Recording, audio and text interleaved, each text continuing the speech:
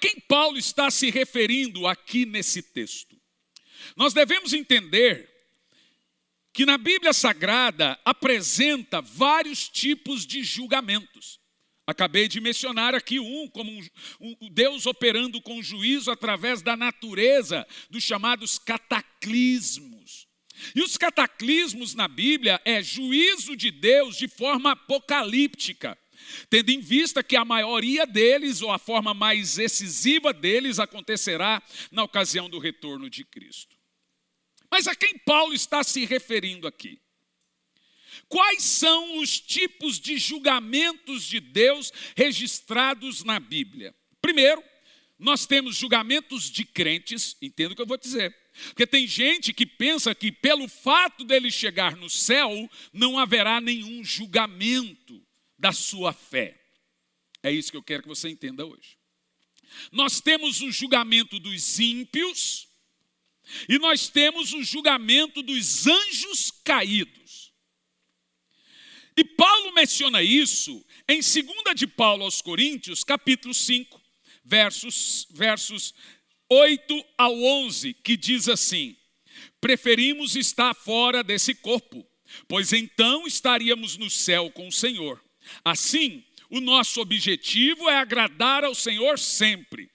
Mas para muitos crentes o objetivo é ficar feliz, é ser feliz. Deus quer que você agrade-o.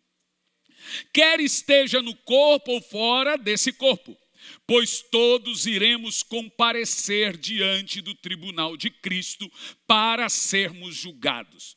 Receberemos o que merecemos pelo bem, isso é para crente, gente, pelo bem ou pelo mal que tivermos feito em nossos corpos. É por conhecermos esse solene temor do Senhor, isto é, julgamento, que nós trabalhamos, nos esforçando tão duramente para convencer os outros. É muito importante mencionar aqui que quando Paulo está falando que ele trabalha por justamente conhecer o trono de Cristo, ele não está falando de um julgamento para a salvação, porque não pode acontecer por meio de obras, não pode acontecer por meio do trabalho. Se ninguém será julgado para a salvação por meio das obras, então do que se trata esse julgamento? Seria muito injusto também Deus salvar crentes por obras que não tenham feito nada para Ele. Seria injusto se esse crente salvo, preguiçoso, chegasse lá e vivesse uma vida de boa como se ele tivesse feito alguma coisa para Deus. Isso também seria injusto. Mas o que o apóstolo Paulo está dizendo é o seguinte: preferimos estar fora do corpo, pois então estaríamos no céu com o Senhor. Assim o nosso objetivo é agradar ao Senhor sempre. Ele continua falando dos nossos feitos, nossas obras. Quer esteja no corpo ou fora desse corpo, ou seja, nosso objetivo é agradar a Deus enquanto vivos e depois estando mortos. Ele diz, pois todos compareceremos no trono de Cristo, no tribunal de Cristo, para sermos julgados. Receberemos o que merecemos, pelo bem ou mal que estivermos feitos no corpo. Crente faz coisa errada? Responda. Coisas erradas que não são pecado? Sim. Faz ou não faz? Você acha justo eles serem julgados por isso? Claro que é. Que coisa linda. Camarada não ganha alma. Você fala para ele pregar, ele não prega. Você fala para ele orar, ele não ora. Você fala para ele jejuar, ele não jejuma. Você fala para ele evangelizar, ele não evangeliza. Ele não fala de Jesus no trabalho, ele é um crente 0 a 7.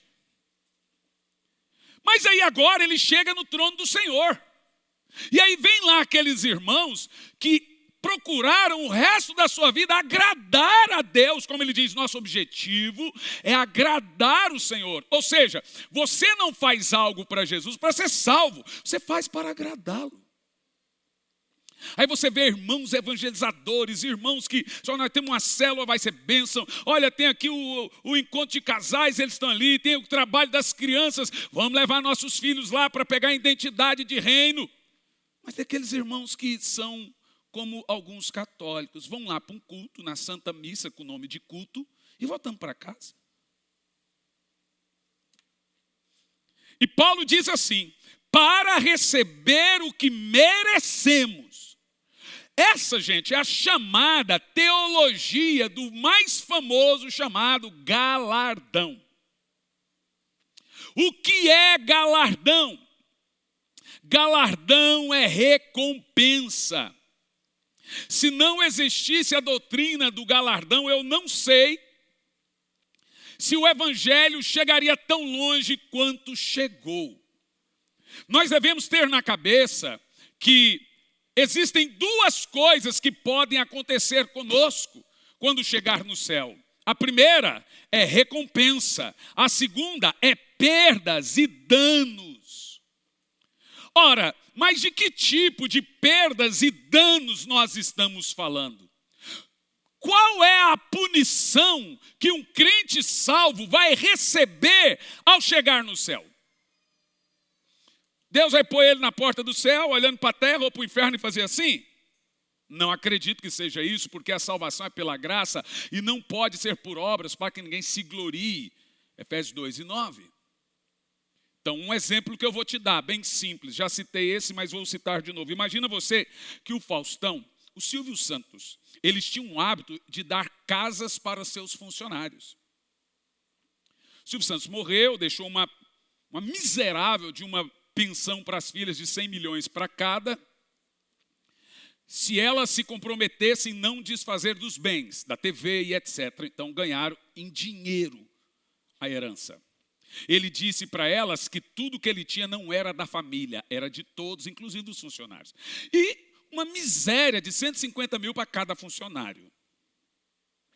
E ali você começa a ouvir as histórias que vão chegando, que deu casa para um, que pagou faculdade de filhos de outro, e não sei o quê, do Faustão, que deu 38 casas para seus funcionários, e pediu que a única condição é que nunca contasse para ninguém. E aí você recebe a seguinte pergunta, que eu já recebi, essa do Faustão, por exemplo. O que tem de gente maldosa, o Faustão furou a fila do transplante. Eu tenho certeza que isso foi colheita. O homem que já fez bem para tanta gente, alguma coisa ele vai colher em vida. No entanto, ele não pode colher a salvação. Ele não pode dar as coisas para os outros, pensando que ele tem uma entrada no céu. Deus não contabiliza essas boas obras do Faustão e do Silvio Santos. Deus não contabiliza para entrada no céu.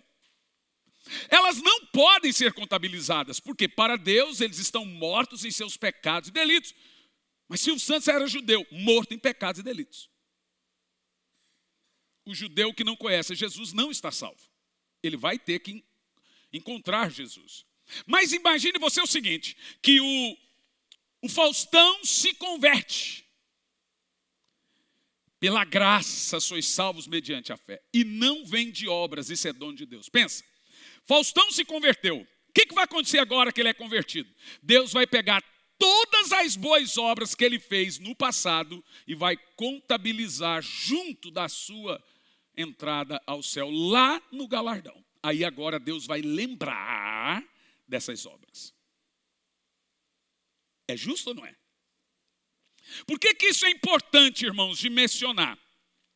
Porque de acordo com esse texto lido, fica evidente que Paulo não está falando do julgamento dos ímpios, pois ele usa as palavras, todos nós compareceremos, ele se inclui nesse julgamento.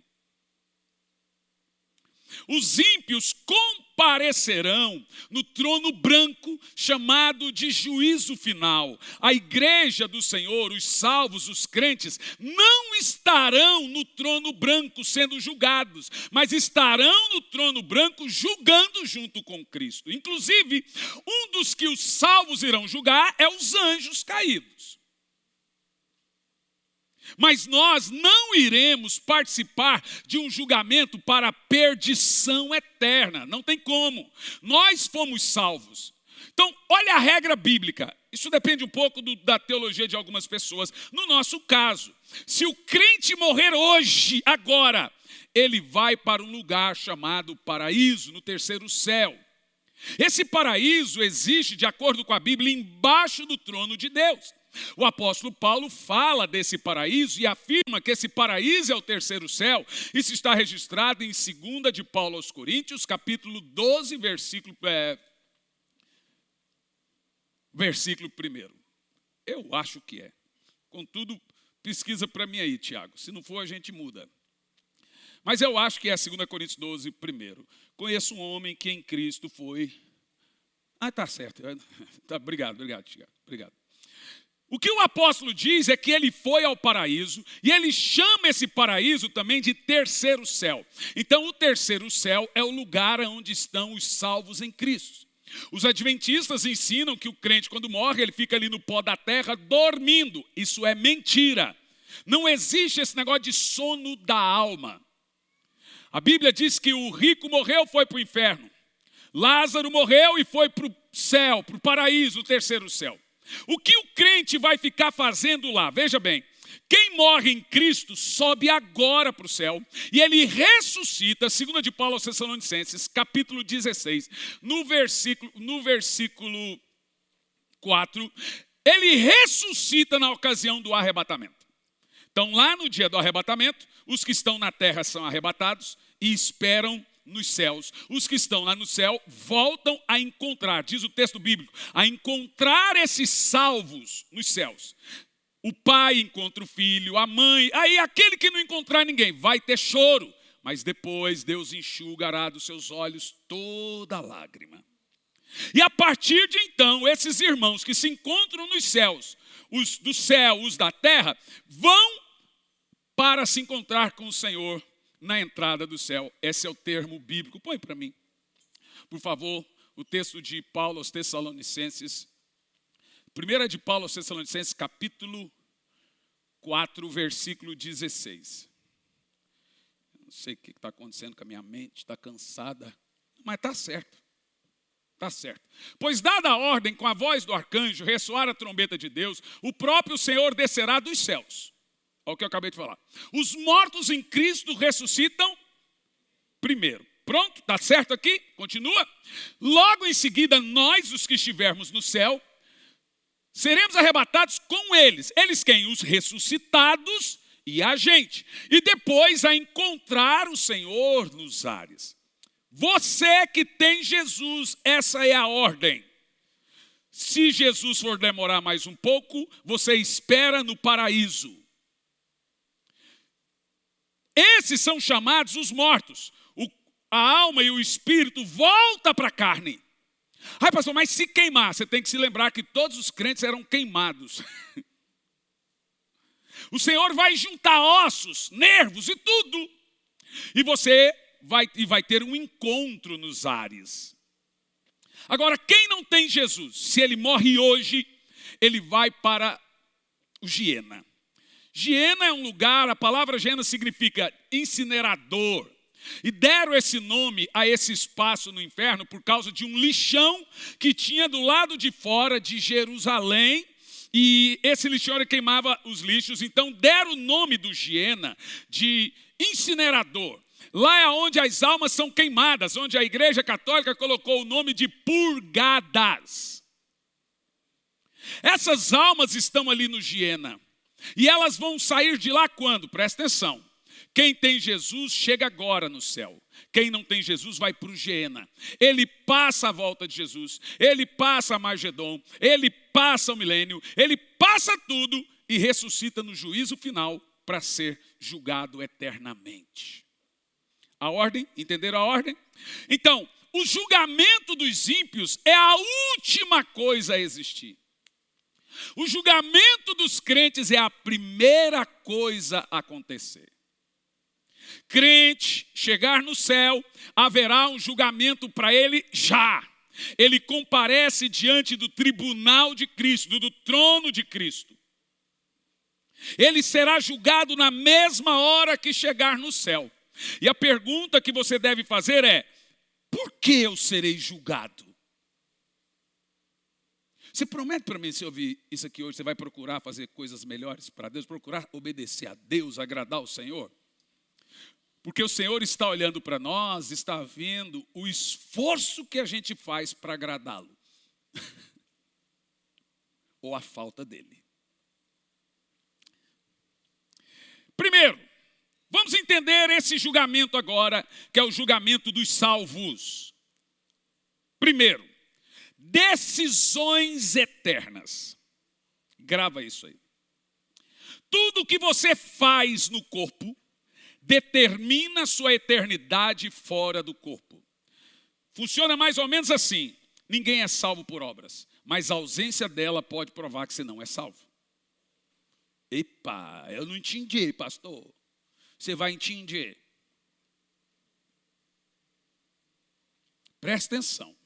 Efésios capítulo 2, no versículo 10. Escute isso. Ninguém é salvo por obras. Ninguém é eleito por obras. Eu brinquei nessas eleições. Estão brigando tanto por eleição. Eu nunca participei, não me candidatei a nada e já sou eleito. Não é verdade? Somos o quê? E nunca me candidatei a nada. O texto diz assim, presta atenção, ó. Pois somos criaturas de Deus, realizadas em Cristo. Agora presta atenção que essa pequena palavrinha de preposição, ela tem uma importância muito grande nessa equação aí, ó. Para vivermos em boas obras. Para, não é por. Jesus disse, eu vos escolhi para dar fruto. Eu não te escolhi por dar fruto. É para dar fruto. Efésios 4 diz, eleitos para ser santo. Não por ser santo, é para. Salvos para as boas obras, não por boas obras. Por que que essa ordem é importante? Nós somos salvos para a glória de Deus. Nós somos salvos para agradar a Deus.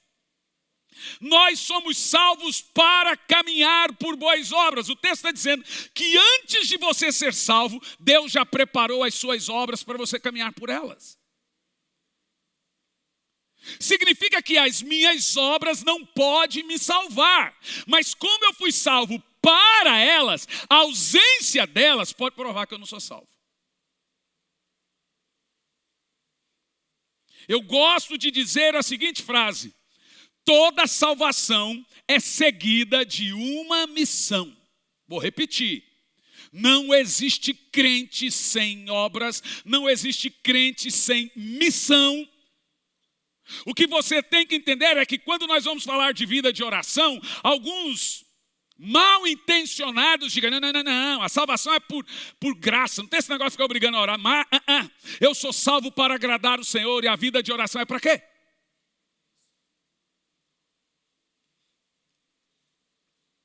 Observa como que a ideia cristã e o povo imagina que quem tem que trabalhar na igreja é só o pastor, ou os pastores, ou quem está nos grupos. Na realidade, irmão, não existe no reino de Deus esse negócio de elite, tá? Eu vou em algumas igrejas e falo, o senhor não usa terno? Eu falei, mas por que eu deveria? Você também não usa? Não, mas o senhor é pastor. Eu falei, então eu sou melhor que você?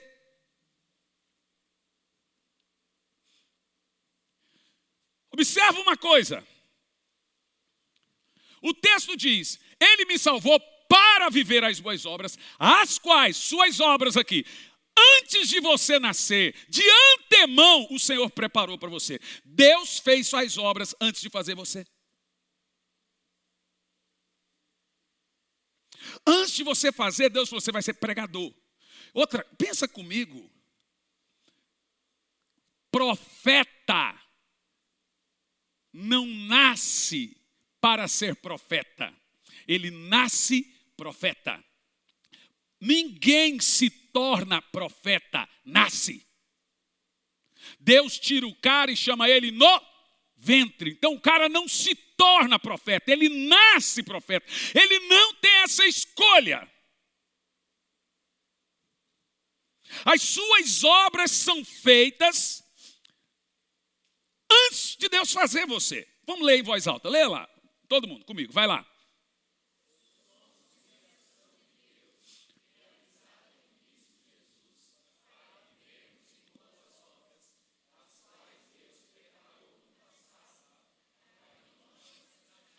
o que eu gosto desse texto, foi isso que eu estudei, então eu peguei uma mania na apologética, que é de parafrasear texto. É uma mania, eu prego assim, não vou mudar, e é a maneira que eu gosto de ficar destrinchando o texto. Presta atenção em algumas palavras. Primeiro a palavra para, depois a palavra preparou de antemão e depois a palavra praticássemos. Não está praticar, está praticássemos. Por que a palavra praticássemos não deveria ser praticar, já que ele preparou de antemão? Deveria ser praticar. Pronto, já está praticada. Pronto, eu deixei a obra você praticar. Porque Deus respeita o seu livre arbítrio. Por isso que ele não pôs para você praticar, pôs para que praticássemos. Ou seja, ele preparou a obra para você praticar. Você pode escolher praticar ou não, mas vai dar conta.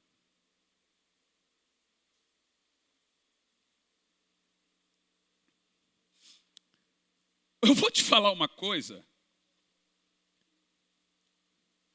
que é nesse ponto que o apóstolo Paulo nos ensina sobre as recompensas de caminhar agradando ao Senhor, de andar pelas obras que ele fez para que eu andasse, e as perdas, pois haverão perdas, haverá danos.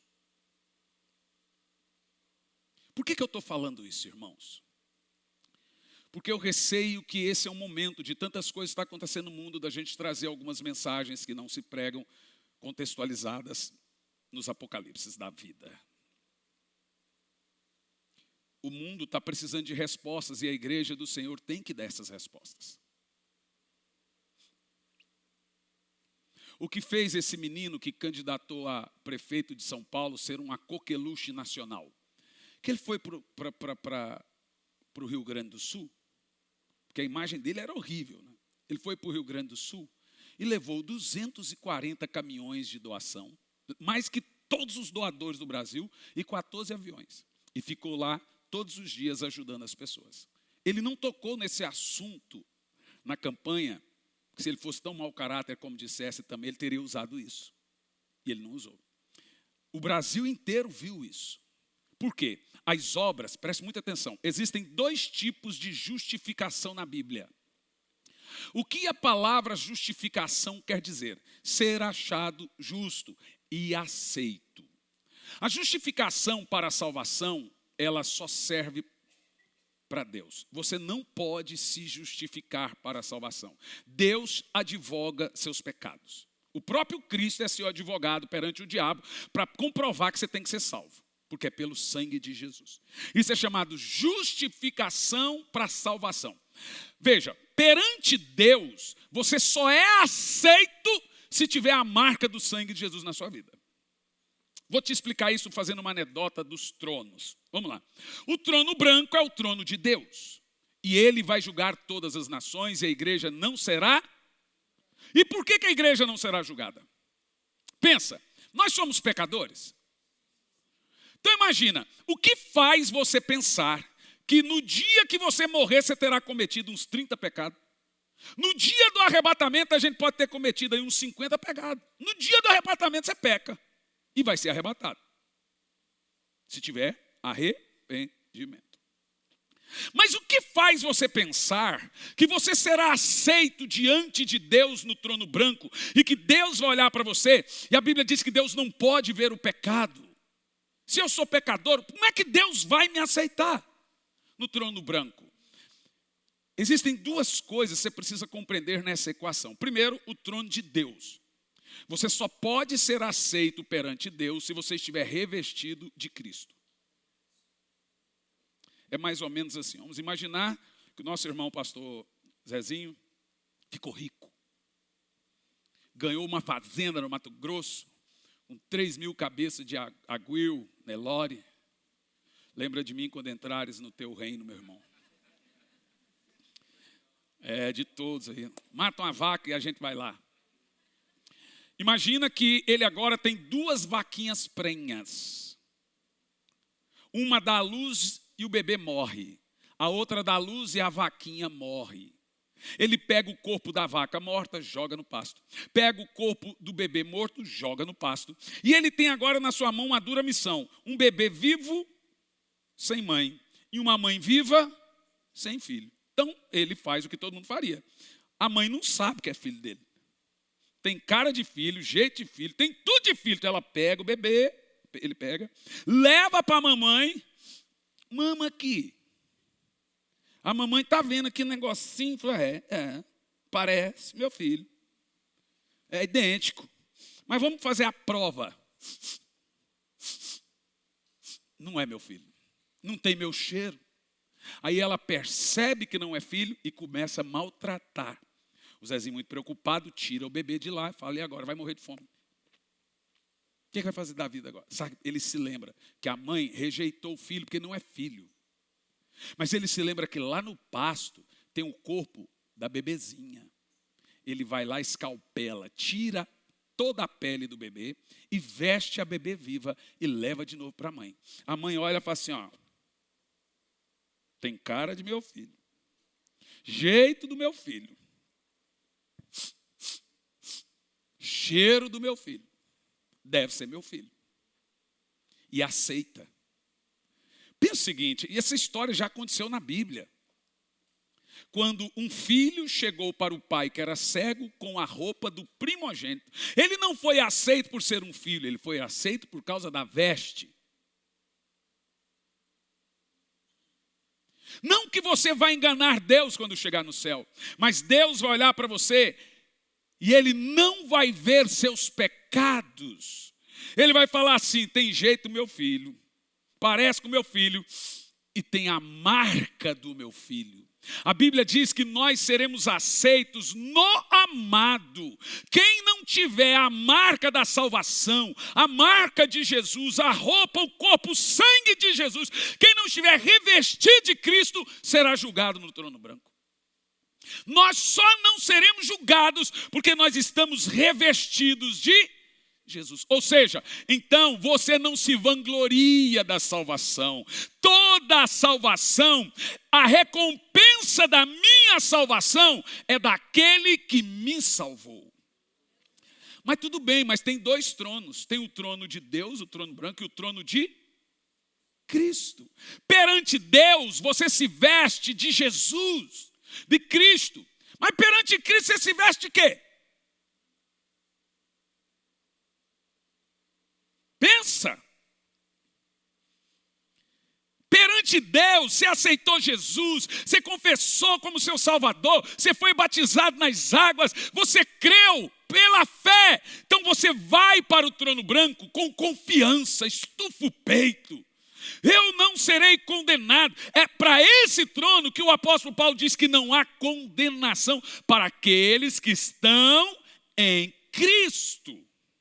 Você acha que Deus acha os seus olhos lindos, é isso? Não, isso aqui é lindo, eu não vou condenar.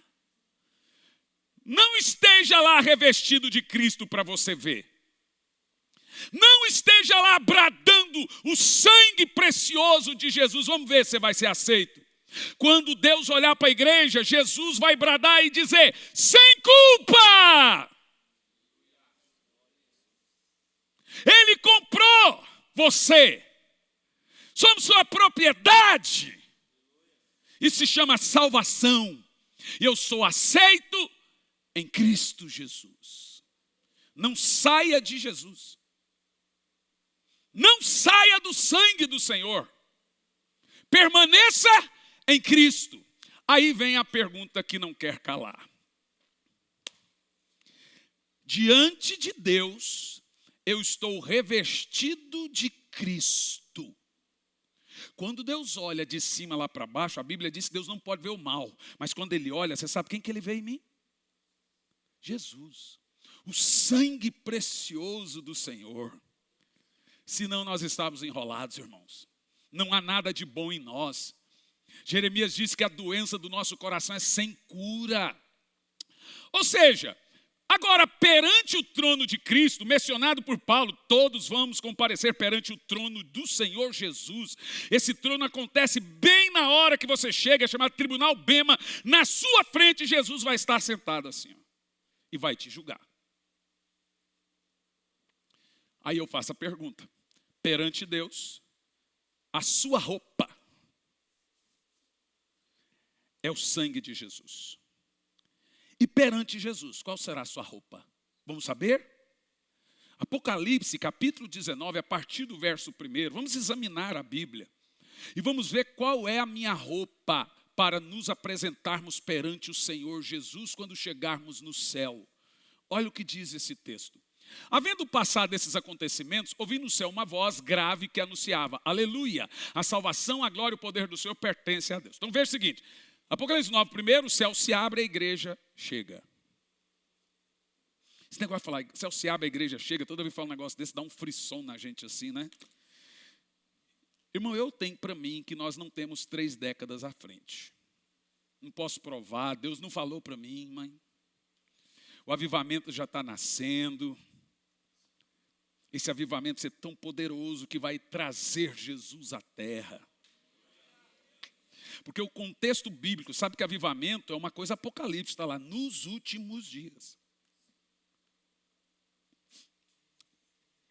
Então presta atenção, o céu se abre, a igreja chega. Agora o texto vai falar do nosso julgamento. A partir do versículo 11, por favor, o céu vai abrir de novo. Então olhei e eis que vi os céus abertos. 2 vezes o céu se abre, você percebeu? No verso 1, o céu abre, a igreja entra. No verso 11, o céu abre e a igreja desce. Quer ver? Então olhei e vi os céus abertos e diante de mim um cavalo branco, cujo cavaleiro se chama Fiel e Verdadeiro, e ele é responsável por julgar e guerrear. Então agora é o seguinte, Jesus vai se juntar com os santos e os salvos, santos e anjos, a mesma coisa. E agora, esses que entraram no verso 1 vão descer a partir do versículo 11. Como é que a gente sabe que esse povo aqui, que é montado nesses cavalos brancos, é a igreja? A resposta é muito minuciosa. Quer ver? Continua. Seus olhos, falando de Jesus, são como chamas de fogo, sua cabeça há muitas coroas e o nome escrito somente ele conhece. Estava vestido manto vermelho. Então, a roupa que Jesus vai voltar não é uma roupa branca, é uma roupa vermelha de sangue. E o seu nome é a palavra de Deus. Eu amo muito esse Senhor. Olha só, os exércitos dos céus o seguiam. Vestidos de vestes brancas, montados em cavalos brancos. Ok, guarde isso aí. A multidão que desce com Jesus estão vestidos de vestes brancas. Por que nós sabemos que é a igreja? Aqui, ó, receberam vestes, vamos lá, montados de vestes brancas. Continua. Uma espada afiada saía-lhe da boca para ferir com ela as nações. Ele as regerá com cedro de ferro, e ele mesmo é quem pisa o lagar do vinho da justa ira de Deus. Aqui está falando que Jesus volta para a treta. Ele vem para o crime. Essa é que é a verdade. Aqui não é bonança, ele vem para a guerra. Tá? Vocês estão vendo? E o seu manto sobre a coxa traz escrito este nome: Rei dos Reis, Senhor dos Senhores. Avistei um outro anjo. Agora, presta atenção. Volta a 2 versículos para mim. 2 versículos. Mais um. Os exércitos do céu seguiam vestidos de linho fino, alvo puro, montado em cavalos brancos. Qual é a roupa deles? Põe o verso 6, por favor. Verso 6. Então ouvi algo semelhante ao som de uma grande multidão, com estrondo de muitas águas e poderosos trovões, que bradava aleluia, porque o Senhor nosso Deus reina. Vamos ver se isso aqui é anjo ou igreja. Alegremos, exultemos e damos a glória, porque chegou a hora das... E a sua noiva está preparada. Essa aqui é a igreja ou anjo? Pronto, está muito claro, a noiva do Cordeiro. Quer ver o que essa igreja recebe? Vai lá. Para vestir, foi-lhe dado linho fino, puro e branco. Então deixa aqui. No verso 14, você viu que o exército desce vestido de linho fino, puro e branco. Aqui eles recebem essa veste. Essa veste simboliza o quê? O linho fino representa os atos de justiça dos santos. O que o linho fino representa? As suas obras. Por isso que ele falou para uma das 7 igrejas: vai lá e compre vestes brancas, para que não seja vista a vergonha da sua nudez. O que o texto está dizendo é o seguinte: perante Deus você está representado por Cristo, vestido de Cristo, e perante Cristo você está representado por suas. Por isso que ele disse, para que você não esteja nu perante o Senhor. Eu gosto muito desse texto do Apocalipse, porque primeiro ele prova que a igreja sobe e desce com o Senhor. A discussão é se é antes ou depois. Todo mundo crê em arrebatamento. Tem uns que crê antes, que depois. Para nós, na margem de erro, não vai dar muita diferença, não. Se for do Datafolha, é no mesmo dia.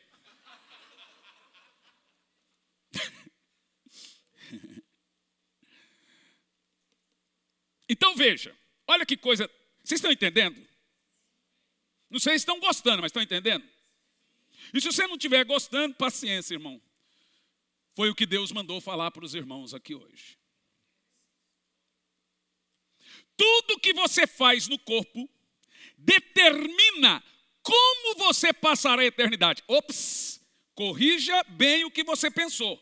Não é se passará a eternidade, é como passará a eternidade. A maneira como você lida com pecado versus sangue de Jesus determina aonde você passará a sua eternidade. E a maneira como você lida com as boas obras determina como você passará a eternidade. Você entendeu a diferença? Se você interpretar errado o pecado e o sangue de Jesus, você está determinando a sua eternidade, aonde vai passar.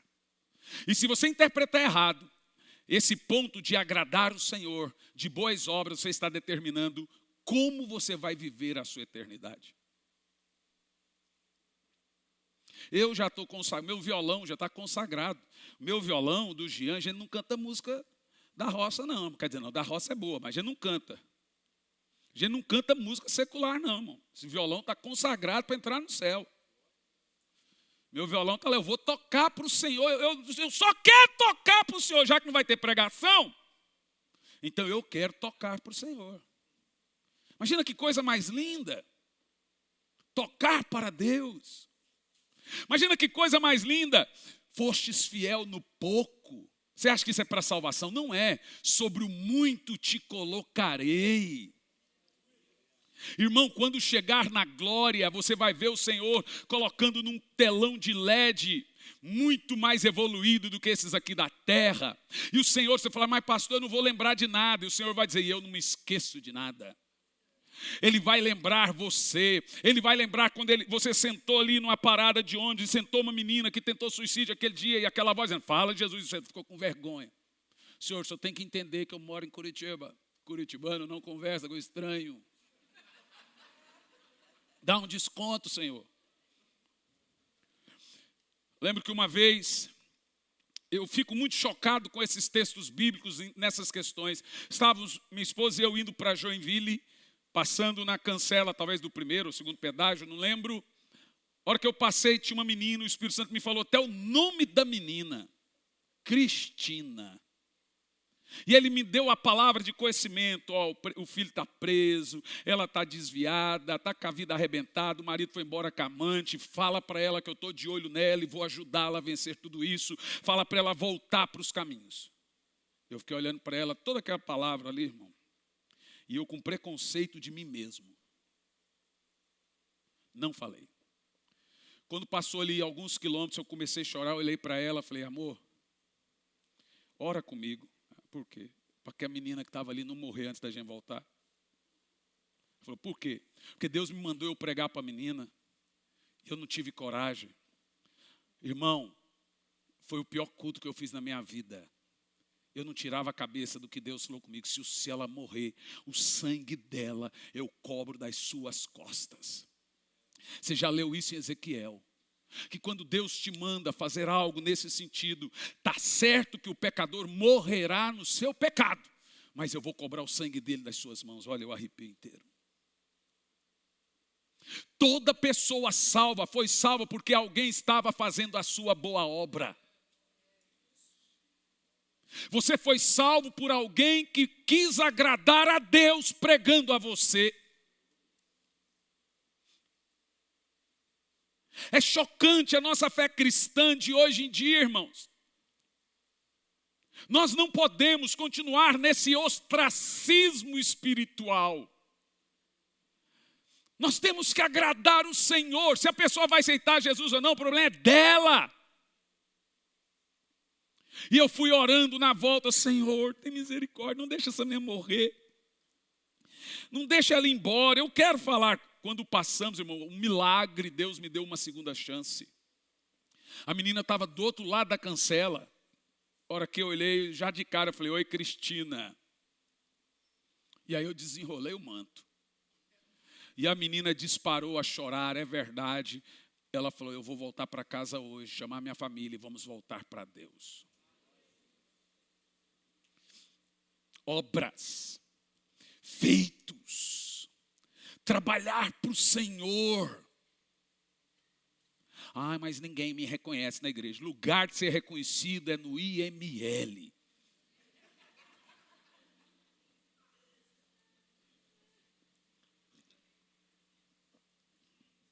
Eu quero ser reconhecido é pelo Senhor.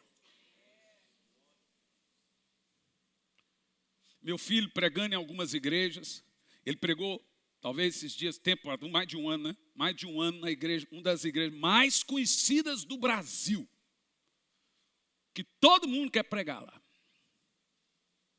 Ele estava para casar. A igreja olhou para ele e falou assim, dá seu Pix. Ele deu o Pix, até hoje. Aí como ele está começando, ai pai, estou chateado, não me deram nem um centavo de oferta. Falei, filho, não fica chateado. É Deus que paga seu salário. Não dá aqui, Deus põe outro para dar lá. Mas não pense assim. Eu não cobro para pregar, irmãos. Não cobro, dói. Tem mês que aperta. Aceitamos convites de tudo que é igreja. Esse mês que passou, foi várias pequenas. E aí você sente, mas Deus cuida. Deus provê. Você tem que entender que o seu trabalho em Deus, diz Paulo, em Deus não será em vão. Eu vou traduzir a fala de Paulo, não ficará sem recompensa. Sabe por que as pessoas se magoam, se ferem, ficam amarguradas? Porque elas esperam no homem. Eu até entendo que tem que ter níveis de gratidão, de reconhecimentos. Os líderes de inteligência reconhecem, mas nunca será suficiente, irmão. Nunca será suficiente. Nossa alma sempre vai querer um pouquinho mais. Você tem que entender que em Deus você está fazendo algo. Eu quero convidar vocês a fazermos do resto desse ano ou do próximo ano o melhor ano da nossa vida em se tratando de obra de Deus. Eu quero convidar, eu declaro que vai ser o ano que você vai ganhar muitas almas para Jesus. Eu declaro que todo mundo que... Irmão, você sabia, numa média, eu estava vendo, eu sigo alguns portais de psiquiatria, e você vê alguns dados. Por exemplo, um dos dados, de cada 10 pessoas que se aproximam de você, 6 têm problemas psicológicos. Tomam remédios pesados. 4 têm algum tipo de depressão. 5 têm algum tipo de bipolaridade. Significa que de cada 10 pessoas que você está conversando, você deve ser uma também.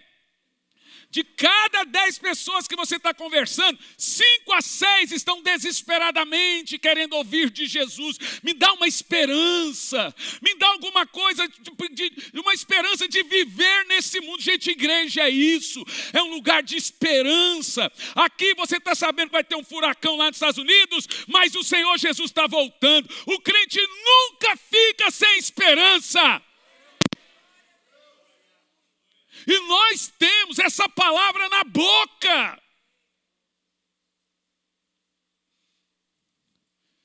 Esse Jesus que está aí dentro do seu coração, você não tem que pôr uma cerquinha nele. Ele tem que sair pela sua boca. Agora tem gente que não dá testemunho. Olha, se os seus vizinhos não sabem que você é crente, é porque você não é.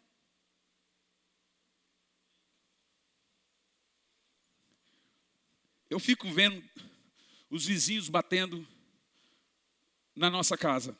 E bate, e vai lá. e vai, e etc. Os vizinhos ali. Isso porque esses dias atrás teve uma treta pesada lá, né, Zeca?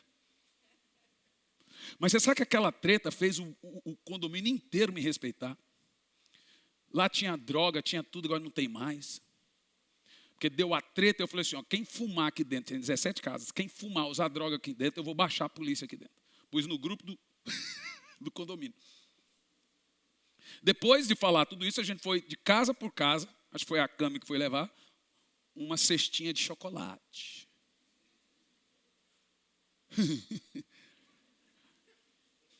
Alguns dizem que quando eu estou lá, eles se sentem seguros. Mas muitos, olha, tem algumas que tentaram suicídio, pensam em suicídio. Irmãos, nós somos Cristo andando. Meu Deus, se eu imaginar que da minha boca surge a esperança bíblica, não dá para um irmão passar pela vida sem ser uma carta viva. Que coisa mais tremenda é levantar as mãos e dizer, eu sou um servo de Cristo. Que delícia. Ah, mas o mundo odeia. Pode odiar. Não tem problema não. Pode odiar. Eu sou um servo do Senhor. Me dói muito. Agora não, Deus me mudou nessa parte. Eu era meio hemorrágico. E eu aprendi que 90% dos nossos erros se dão quando a gente está com a razão. Porque o sanguíneo, ele só faz peteco também quando ele está com a razão. Quando ele não está, ele fica murchinho, com vergonha. Mas eu aprendi que é muito feio. Uma vez eu estava no shopping, minha esposa e eu, e comprei um tênis da Nike. Quando eu fui entrar no carro, o tênis estava rasgado. Eu falei com ela, vamos lá. Cheguei na loja assim, meia hora depois que eu comprei. Falei, moça, eu comprei o tênis aqui agora, o tênis está rasgado. A moça olhou e falou assim, então o senhor deixa o tênis, nós vamos mandar para fabricante. E depois vem o laudo. Falei, demora quanto tempo? Uns 40 dias. Falei, não, moça, você não entendeu, tem meia hora que eu comprei o tênis. É só você pegar esse tênis rasgado e dar um tênis novo. Não, mas não funciona assim. Falei, funciona como? Eu só tenho que deixar o tênis, eu vou mandar, e depois vem outro. Falei, não vai acontecer isso, não é? Por quê? Você quer que eu vou lá fora e grite, vocês estão vendendo tênis pirata aqui dentro? Ela só não teria coragem. Falei, não, então espera aí, você vai ver. A hora que eu cheguei lá fora, senhor, vem aqui, senhor, aqui, o que foi? Está aqui seu tênis novo. Falei, obrigado. Eu sei que vocês estão olhando, falando que o povo abusa da cara da gente. Imagina, um tênis comprado, e eu fui embora, gente, na razão. Amor de Deus. Entrei dentro do carro, essa daqui faz igual a cachorrinha da Isa. Você vai adular a cachorrinha da Isa, ela vira a cara assim, fica assim, feliz da vida. Ela entrou no carro e ficou olhando para o nada assim. Eu dirigindo, o que foi? Ela para o nada. Falei, deve estar bonita a paisagem aí, né, amor? E ela olhando para o nada. Falei, tá. O que você está vendo demais aí? Ela fala nada. Aí quando ela olhou assim, parecia o brinquedo assassino, assim.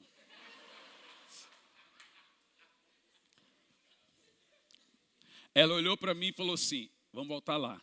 Falei, por quê? Você vai pedir perdão. Falei, se catar, você pedir perdão. Você entendeu o que a menina falou? Eu comprei o tênis de meia hora, o tênis rasgado, ela não queria trocar. Qualquer lugar você troca em até 30 dias. É claro que ela estava me logrando. Qualquer lugar, troca em até 30 dias. Ela estava me enganando. Você vai voltar lá. Eu falei, claro que não. E falei que não. Em 2 minutos eu já estava na porta do shopping. Eu estava no supermercado ontem com o celular na mão e fazendo compra. E veio um outro olhando para mim e falei assim, a prova que a gente é mandado pela mulher é quando você chega num supermercado e alguém está com o celular na mão e as compras do outro. Quem está falando que você é a sua esposa? Ele, Falei, aqui é a minha também.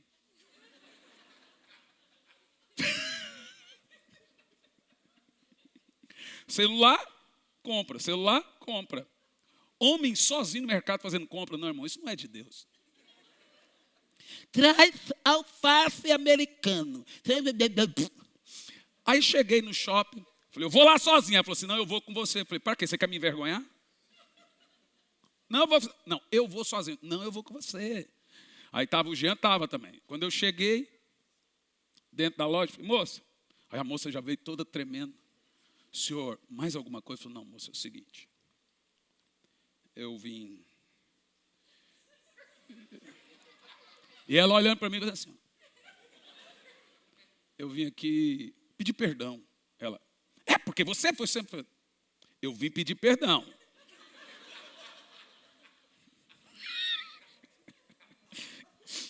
Quer que eu brigue de novo? Eu falei, moça, é que assim, na nossa fé, não pode fazer isso com as pessoas. Ela pois é, você me perdoa? Ela está perdoada. Você é o quê? Sou crente. Ah, você é crente? Eu sou crente. Aí o Espírito Santo falou assim, fala que você é pastor. Eu falei, não, aí é demais. É para acabar. Não, eu não sou só crente, moça. Eu sou pastor. Eu congrego em tal igreja. Eu falei, ai, Jesus amado. Irmão, não tem o que fazer. Tem que aguentar a vergonha. Na nossa fé, a Bíblia diz que a gente tem que sofrer o dano. É duro. Mas é injusto. Por isso mesmo que é sofrer o dano. A maioria das pessoas que eu sofri o dano, boa parte delas se converteram comigo. Já contei a história do Leco e tantos outros. Toninho chegou um dia na igreja bêbado, prontando escândalo e falando alto. Eu olhei para aquele bebum, eu queria avançar nele, dar uns 3 tapas nele. Mas eu fui muito amoroso. Hoje, há muitos anos, é o meu vice-presidente do conselho da igreja em Campo Largo. Sofrer dano tem tudo a ver com o seu galardão. Veja, qual é a maior bênção para quem não é salvo? Fale, a salvação. E para quem é salvo? A recompensa. Moisés diz que todos devem pensar na sua recompensa. Depois de salvo, você deve pensar em agradar o Senhor e em ser recompensado. Mas eu vou continuar essa mensagem domingo. Fique em pé no seu lugar.